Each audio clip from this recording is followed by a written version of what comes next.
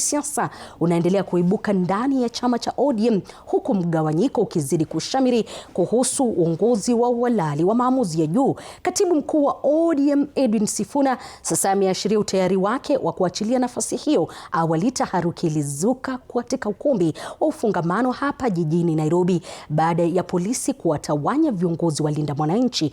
Mwandishi wetu wa masuala ya kisiasa Mike Kagongo ana taarifa zaidi kuhusu mabadiliko ya mvutano wa mamlaka ndani ya chama cha ODM.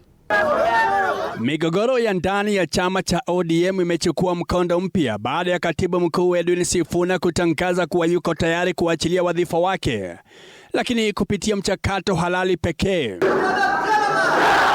Sifuna ambaye amehudumu chini ya kiongozi wa chama marehemu Raila Odinga kwa miaka 8 amepuuza juhudi za kumng'oa kupitia kile alichokitaja kama mkutano wa kitaifa wa wajumbe usio halali uliofanyika katika uwanja wa Jamhuri hapa jijini Nairobi. Sio lazima Sifuna awe katibu mkuu wa chama cha ODM.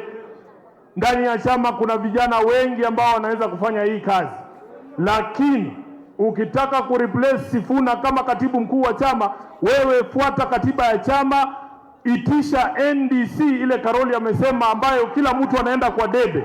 Tunaomba kwa heshima tuache mkutano wetu uendelee. Wakati huo mvutano uliongezeka katika ukumbi wa ufungamano baada ya polisi kujaribu kuwaondoa viongozi wa Linda Mwananchi, hali iliyosababisha mzozo baada ya waliokuwa ndani kupinga hatua hiyo. Ama polisi ukiona mishahara yao iko chini sana, na sisi tunasema serikali waongezee mishahara. Tukiwaambia hivyo wanakuja hapa na tear gas. Ujinga si ujinga. Viongozi wanaomuunga mkono Sifuna wanasisitiza kuwa wao ndio ODM halali, wakishutumu makundi pinzani kwa kuyumbisha chama ndani kwa ndani. Wameandaa mkutano yao Bonoko pale Jamhuri Park, na mkutano halali ambayo imeitishwa na SG iko hapa.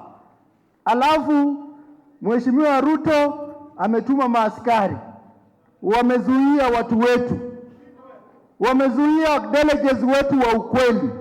Wale wengine wamechukua watu kutoka Kangware, Kibira, wamewavalisha kofia, wanasema ni delegates wa ODM. Freedom has always been born with rebellion. And I can tell you that every time you have a new dispensation, if you don't have vigilance, then you can go back to where you started. Huku mrengo wa chama cha ODM wa Linda Mwananchi ukishikilia kuwa lazima sheria ifuatwe kabla ya kufanya marekebisho ya aina yoyote ya uongozi wa chama, hatua hii inazua uwezekano wa mapambano zaidi ya kisiasa pamoja na ya kisheria. Mike Kagongo, TV47, Nairobi.